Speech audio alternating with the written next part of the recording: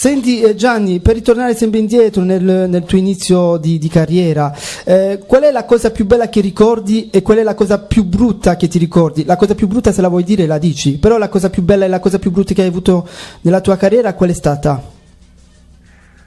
Beh, la cosa più bella è la nascita dei miei figli.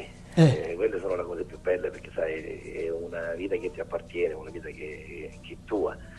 E la cosa più brutta è la scomparsa di mio padre, è venuto a mancare da un paio d'anni, quindi una perdita importante. Tutto qua. Capito. Ma nella tua vita artistica il ricordo più bello? Diciamo il ricordo più bello, che è sempre meglio. Nella tua vita artistica qual è il ricordo più bello? Che ti posso dire? La prima serata che è emozionatissimo, l'impatto col pubblico che veramente aspetta te, insomma questo ricordo, che cose che rimangono. Ecco, allora ovviamente sono tanti successi che hai fatto, Gianni. Qual è la canzone che secondo te, perché ovviamente ognuno ha la sua preferenza, qual è secondo te la canzone che non deve mai mancare nel repertorio di Gianni Celeste quando fa un concerto? Te voglio troppo bene.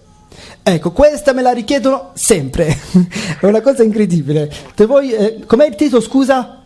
Te voglio troppo bene. Te voglio troppo bene, un album che dall'album 10 noti in riva al mare, no?